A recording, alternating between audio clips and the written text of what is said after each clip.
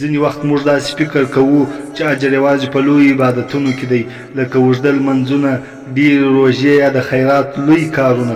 خو په حقیقت کې د اسلام ښکلا دا ده چې هر کوچنی نیک عمل هم د لوی اجرونو دروازې پرانیزي.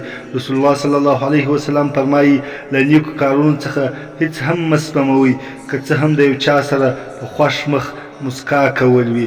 یوه نیکه خبره، یوه نیکه مشوره، د یو غریب پوښتنه یا د کورنۍ غړي ته یو نرم چلند، داسې کارونه دي چې په دنیا کې خو سکون درکوي او په آخرت کې ستر اجرونه لري. نو وروره هیڅ نیک کار مه پرېږده، ښایي هماغه یو وړوکی عمل ستا لپاره د جنت دروازه پرانیزي.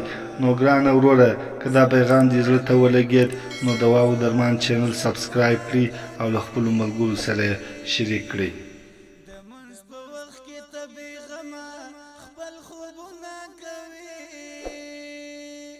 ظالم ولی په نظر